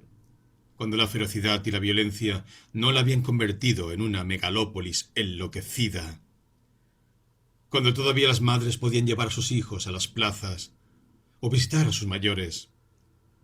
Se puede florecer a esta velocidad. Una de las metas de esta carrera parece ser la productividad, pero ¿acaso son estos productos verdaderos frutos? El hombre no se puede mantener humano a esta velocidad. Si vive como autómata, será aniquilado. La serenidad, una cierta lentitud, es tan inseparable de la vida del hombre como el suceder de las estaciones lo es de las plantas o del nacimiento de los niños. Estamos en camino, pero no caminando. Estamos encima de un vehículo sobre el que nos movemos sin parar, como una gran planchada o como esas ciudades satélites que dicen que habrá. Ya nada anda a paso del hombre. ¿Acaso quién de nosotros camina lentamente? Pero el vértigo no está solo afuera. Lo hemos asimilado a la mente que no para de emitir imágenes, como si ella también hiciese zapping. Y quizás la aceleración haya llegado al corazón, que ya late en clave de urgencia para que todo pase rápido y no permanezca. Este común destino es la gran oportunidad, pero ¿quién se atreve a saltar afuera? Tampoco sabemos ya rezar, porque hemos perdido el silencio y también el grito. En el vértigo todo es temible y desaparece el diálogo entre las personas. Lo que nos decimos son más cifras que palabras. Contiene más información que novedad. La pérdida del diálogo ahoga el compromiso que nace entre las personas y que puede hacer del propio miedo un dinamismo que lo venza y les otorgue una mayor libertad. Pero el grave problema es que en esta civilización enferma no solo hay explotación y miseria, sino que hay una correlativa miseria espiritual. La gran mayoría no quiere la libertad, la teme. El miedo es un síntoma de nuestro tiempo, al extremo que, si rascamos un poco la superficie, podremos comprobar el pánico que subyace en la gente que vive tras la exigencia del trabajo en las grandes ciudades. Esta es la exigencia que se vive automáticamente sin que un sí o un no haya precedido a los actos. La mayoría de la humanidad es empleada de un poder abstracto. Hay empleados que ganan más y otros que ganan menos, pero ¿quién es el hombre libre que toma las decisiones? Esta es una pregunta radical que todos hemos de hacernos hasta escuchar en el alma la responsabilidad a la que somos llamados. Creo que hay que resistir. Este ha sido mi lema. Pero hoy, ¿cuántas veces me he preguntado cómo encarnar esta palabra? Antes, cuando la vida era menos dura, yo hubiera entendido, por resistir, un acto heroico, como negarse a seguir embarcado en este tren que nos impulsa a la locura y al infortunio. ¿Se le puede pedir a la gente del vértigo que se rebele? ¿Puede pedirse a los hombres y a las mujeres de mi país que se nieguen a pertenecer a este capitalismo salvaje si ellos mantienen a sus hijos, a sus padres? Si ellos cargan con esa responsabilidad, ¿cómo habrían de abandonar esa vida? La situación ha cambiado tanto que debemos revalorar detenidamente qué entendemos por resistir. No puedo darles una respuesta. Si la hubiera, saldría como el ejército de salvación o esos creyentes delirantes. Quizá los únicos que verdaderamente creen en el testimonio, a proclamarlo en las esquinas, con la urgencia que nos ha de dar los pocos metros que nos separan de la catástrofe. Pero no, intuyo que es algo menos formidable, más pequeño, como la fe en un milagro, lo que quiero transmitirles en esta carta. Algo que corresponde a la noche en que vivimos, apenas una vela, algo con qué esperar. Las dificultades de la vida moderna, el desempleo y la superpoblación han llevado al hombre a una dramática preocupación por lo económico. Así como en la guerra la vida se debate entre ser soldado o estar herido en algún hospital, en nuestros países, para infinidad de personas, la vida está limitada a ser trabajador de horario completo o quedar excluido. Es grande la orfandad que cunde en las ciudades. La gran soledad de la persona original es una de las tragedias del vértigo y de la eficiencia. La primera tragedia que debe ser urgentemente reparada es la desvalorización de sí mismo que siente el hombre y que conforma el paso previo al sometimiento y a la masificación. Hoy el hombre no se siente un pecador, se cree un engranaje, lo que es trágicamente peor. Y esta profanación puede ser únicamente sanada con la mirada que cada uno dirige a los demás, no para evaluar los méritos de su realización personal, ni analizar cualquiera de sus actos. Es un gran abrazo el que nos puede dar el gozo de pertenecer a una obra grande que a todos nos incluya. Si a pesar del miedo que nos paraliza, volviéramos a tener fe en el hombre, tengo la convicción de que podríamos vencer el miedo que nos paraliza como a cobardes. Yo he pasado riesgos de muerte durante años. ¿Sin miedo? No. He tenido miedo hasta la temeridad, pero no he podido retroceder. Si no hubiese sido por mis compañeros, por la pobre gente con la que ya me había comprometido, seguramente hubiera abandonado. Uno no se atreve cuando está solo e aislado, pero sí puede hacerlo si se ha hundido tanto en la realidad de los otros que no puede volverse atrás. Cuando trabajé en la CONADEP, de noche soñaba aterrado que aquellas torturas, frente a las cuales yo hubiera preferido la muerte, eran sufridas por las personas que yo más quería. Impávido en el sueño, luego me despertaba angustiado sin saber cómo seguir, pero ahora después no podía negarme a escuchar a quienes pedían que yo los recibiera. No podía. Era inadmisible que hubiese dicho que no a esos padres cuyos hijos, en verdad, habían sido masacrados. Quiero decirles que no lo podía hacer porque ya estaba dentro, involucrado. Así es. Uno se anima a llegar al dolor del otro, y la vida se convierte en un absoluto. Las más de las veces, los hombres no nos acercamos siquiera al umbral de lo que está pasando en el mundo, de lo que nos está pasando a todos, y entonces perdemos la oportunidad de habernos jugado, de llegar a morir en paz, domesticados en la obediencia a una sociedad que no respeta la dignidad del hombre. Muchos afirmarán que lo mejor es no involucrarse, porque los ideales finalmente son envilecidos como esos amores platónicos que parecen ensuciarse con la encarnación. Probablemente algo de eso sea cierto, pero las heridas de los hombres nos reclaman. Pero esto exige creación, novedad respecto de lo que estamos viviendo, y la creación solo surge en la libertad, y está estrechamente ligado al sentido de la responsabilidad. Es el poder que vence al miedo. El hombre de la posmodernidad está encadenado a las comodidades que le procura la técnica, y con frecuencia no se atreve a hundirse en experiencias hondas, como el amor o la solidaridad. Pero el ser humano, paradójicamente, solo se salvará si pone su vida en riesgo por el otro hombre, por su prójimo, o su vecino, o por los chicos abandonados en el frío de las calles, sin el cuidado que esos niños requieren, que viven en esa intemperie que arrastrarán como una herida abierta por el resto de sus días. Son 250 millones de niños los que están tirados por las calles del mundo. Estos chicos nos pertenecen como hijos y han de ser el primer motivo de nuestras luchas, la más genuina de nuestras vocaciones. De nuestro compromiso ante la orfandad puede surgir otra manera de vivir, donde el replegarse sobre sí mismo sea escándalo, donde el hombre pueda descubrir y crear una existencia diferente. La historia es el más grande conjunto de aberraciones, guerras, persecuciones, torturas e injusticias, pero a la vez, o por eso mismo, millones de hombres y mujeres se sacrifican para cuidar a los más desventurados. Ellos encarnan la resistencia. Se trata ahora de saber, como hijo de Camus, si su sacrificio es estéril o fecundo.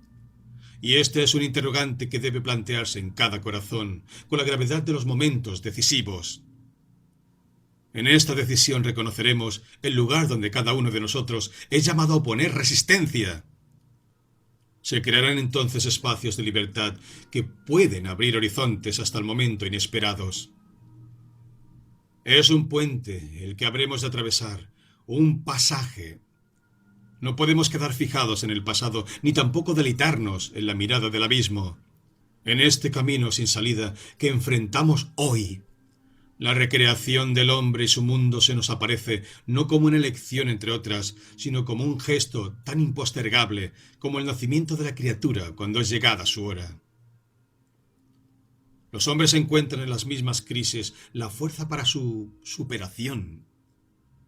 Así lo han demostrado tantos hombres y mujeres que, con el único recurso de la tenacidad y el valor, lucharon y vencieron en las sangrientas tiranías de nuestro continente.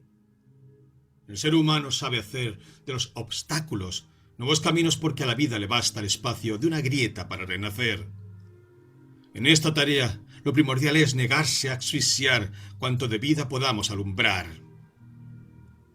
Defender, como lo han hecho heroicamente los pueblos ocupados, la tradición que nos dice cuánto de sagrado tiene el hombre. No permitir que se nos desperdicie la gracia de los pequeños momentos de libertad que podemos gozar. Una mesa compartida con gente que queremos, unas criaturas a las que demos amparo, una caminata entre los árboles, la gratitud de un abrazo, un acto de arrojo como saltar de una casa en llamas. Estos no son hechos racionales, pero no es importante que lo sean. Nos salvaremos por los afectos. El mundo nada puede contra un hombre que canta en la miseria. Epílogo. La decisión y la muerte. Al morir, esa inasible acción que se cumple obedeciendo sucede más allá de la realidad, en otro reino. María Zambrano.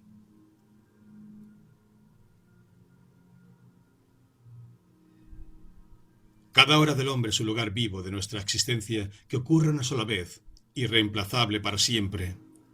Aquí reside la tensión de la vida, su grandeza, la posibilidad de que la inasible fugacidad del tiempo se colme de instantes absolutos, de modo que, al mirar hacia atrás, el largo trayecto se nos aparece como el desgranarse de días sagrados, inscriptos en tiempos o en épocas diferentes.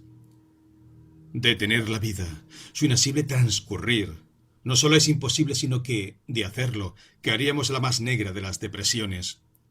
Los días nos pasarían carentes de toda trascendencia. Nos sobrarían y podríamos desperdiciarlos banalmente, ya que nada esencial se jugaría en ellos. La vida del hombre se reduciría a la felicidad que pudiera acuñar, como si la más grande de las existencias fuese la que mejor se asemejase a un viaje de placer en un barco de lujo. Creo que lo esencial de la vida es la fidelidad a lo que uno cree su destino, que se revela en esos momentos decisivos, esos cruces de caminos que son difíciles de soportar, pero que nos abren a las grandes opciones. Son momentos muy graves, porque la elección nos sobrepasa. Uno no ve hacia adelante ni hacia atrás, como si nos cubriese una niebla en la hora crucial, o como si uno tuviera que elegir la carta decisiva de la existencia con los ojos cerrados. Algo de esto nos pasa hoy, cuando millones de personas comprendemos la urgencia que nos reclama y no atinamos a divisar la luz que nos oriente. Unidos en la entrega a los demás y en el deseo absoluto de un mundo más humano, ¡resistamos! Esto bastará para esperar lo que la vida nos depare. Desde joven he vivido la zozobra de la libertad. He pasado momentos de angustia sin saber qué hacer, sin comprender qué resultaría de una elección grave frente a la cual, sin embargo, nunca pude evaluar con mesura los hechos.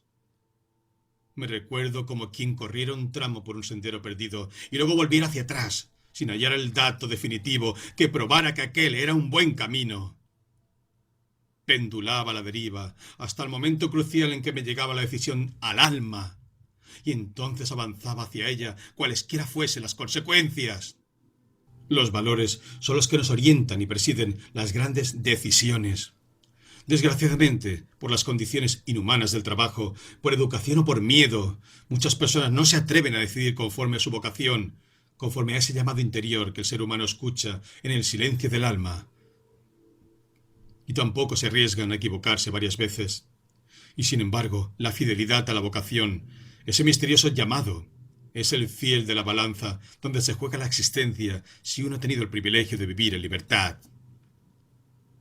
Hay momentos decisivos en la vida de los pueblos como la de los hombres. Hoy estamos atravesando uno de ellos con todos los peligros que acarrean. Pero toda desgracia tiene su fruto si el hombre es capaz de soportar el infortunio con grandeza, sin claudicar a sus valores. Como en la vida de los hombres, las culturas atraviesan períodos fecundos donde los momentos de dolor y de alegría se alternan bajo el mismo cielo. Los pueblos siguen el acontecer de la vida con una mirada que les viene de generaciones e incorporan los cambios a un sentido que los trasciende. Este no es uno de esos momentos. Por el contrario, es un tiempo angustioso y decisivo, como lo fue el pasaje de los días imperiales de Roma al feudalismo o de la Edad Media al capitalismo. Pero me atrevería a decir que es más grave porque es absoluto, ya que la vida misma del planeta está en juego. Nuestra cultura está mostrando signos inequívocos de la proximidad de su fin. Sin tregua se ve obligada a reinventar noticias, modas o nuevas variantes, porque nada de lo que extrae de sí es perdurable, fecundo o sanante. Como cuando un enfermo está muy grave y el médico le receta algo nuevo cada día, y la familia, en su desesperación, cambia de médico y de tratamientos. Así nos está pasando. Confundimos noticia con novedad. Lo decisivo es no creer que todo seguirá igual y que este modo de vivir da para rato. La capacidad de convicción de nuestra civilización es casi inexistente y se concentra en convencer a la gente de las bondades de sus cachivaches, que por cientos de millones se ofrecen en el mercado, sin tener en cuenta la basura que se acumula hora a hora y que la tierra no puede asimilar. La globalización, que tanta amargura me ha traído, tiene su contrapartida. Ya no hay posibilidades para los pueblos ni para las personas de jugarse por sí mismos. Esta es una hora decisiva, no para este o aquel país, sino para la tierra toda. Sobre nuestra generación pesa el destino. Es esta nuestra responsabilidad histórica. Estos tiempos modernos de Occidente, hoy en su fase final, otorgaron a los hombres una cultura que les dio amparo y orientación. Bajo su firmamento, los seres humanos atravesaron con euforia momentos de esplendor y sufrieron con entereza guerras y miserias atroces. Hoy con dificultad vamos aceptando su muerte, su necesario invierno, sabiendo que ha sido construida con los afanes de millones de hombres que han dedicado su vida, sus años, sus estudios, la totalidad de sus horas de trabajo y la sangre de todos los que cayeron, con sentido o inútilmente, para bien o para mal, durante 5 siglos. La modernidad comenzó con el Renacimiento, un tiempo inigualable en creaciones, inventos y descubrimientos. Fue una etapa que, como la niñez, estaba aún bajo la mirada de sus predecesores. Fue el racionalismo su verdadera independencia. Se han recorrido hasta el abismo las sendas de la cultura humanista. Aquel hombre europeo que entró en la historia moderna, lleno de confianza en sí mismo y en sus potencialidades creadoras, ahora sale de ella con su fe hecha jirones. Estamos indudablemente frente a la más grave encrucijada de la historia. Ya no se puede avanzar más por el mismo camino. Hace tiempo que el sentimiento humanista de la vida perdió su frescura. En su interior han estallado contradicciones destructivas. El escepticismo le ha minado su ánimo. La fe en el hombre y las fuerzas autónomas que lo sostenían se han conmovido hasta el fondo. Las altas torres se han derrumbado. Demasiadas esperanzas se han quebrado en el corazón de los hombres. ¿Era el destino del ser humano intentar la supremacía y su independencia? ¿Estaba esta hora inscripta ya en los papiros de la eternidad? Debo confesar que durante mucho tiempo creí y afirmé que este era un tiempo final. Por hechos que suceden o por estados de ánimo, a veces vuelvo a pensamientos catastróficos que no dan más lugar a la existencia humana sobre la tierra. En otros, la capacidad de la vida para encontrar resquicios donde volver a crear me dejan anonadado, como quien bien comprende que la vida nos rebalsa y sobrepasa todo lo que sobre ella podamos pensar. Sé que a mucha gente le irritará esta carta. Yo mismo la hubiera rechazado hace años cuando confundía resignarse con aceptar. Resignarse es una cobardía, ese sentimiento que justifica el abandono de aquello por lo cual vale la pena luchar. Es de alguna manera una indignidad. La aceptación es el respeto por la voluntad de otro, sea éste un ser humano o el destino mismo. No nace del miedo, como la resignación, sino que es más bien un fruto. No sé si alguien, antes de Berdiaev, predijo que volveríamos a una nueva Edad Media. Sería posible y también sanante. Ciertos elementos parecerían estar presentes, indicando semejanzas, como el estado de putrefacción del poder en Roma, donde el cuidado que se había puesto en la elección de los sucesores del César decayó hasta la irresponsabilidad, que es un grave síntoma. La tendencia a enfeudarse por los peligros externos. Entonces, como ahora, afuera no había seguridad y la violencia diezmaba a quienes no quedaban protegidos por las murallas. También la drástica división entre poderosos y pobres, la creciente religiosidad. Entonces, los que quedaron cortados fueron los caminos. Hoy habrían de ser los cables, a no ser que fueran ellos los convertidos y la televisión pasara a servir a la gente. Sentimos la Edad Media como noche, como tiempo severo, austero, cuando todo el esplendor de la civilización romana fue acallada. Berdyaev dice: la noche no es menos maravillosa que el día, no es menos de Dios, y el resplandor de las estrellas la ilumina, y la noche tiene revelaciones que el día ignora. La noche tiene más afinidad con los misterios de los orígenes que el día. El abismo no se abre más que con la noche. Para nuestra cultura, la noche sería la pérdida de los objetos, que es la luz que nos alumbra. ¿Quién podrá guiarnos hoy? ¿Quiénes son esos seres humanos que, como Juana de Arco o el pequeño David, convirtieron una historia con la sola ayuda de su fe y de su coraje? Así como en la muerte individual hay algo que sucede en el espíritu y que da lugar a la aceptación de la muerte, es importante que nuestra cultura termine de deshojarse. Toda conversión, como la muerte misma, tiene un pasaje, un tiempo para abandonar los rasgos del pasado y aceptar la historia como se acepta la vejez. Hacernos cómplices del tiempo para que caigan los velos y se desnude la verdad simple.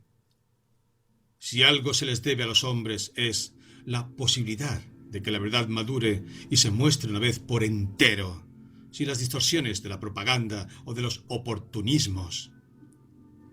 Siento con entusiasmo esta posibilidad de recomenzar otra manera de vivir.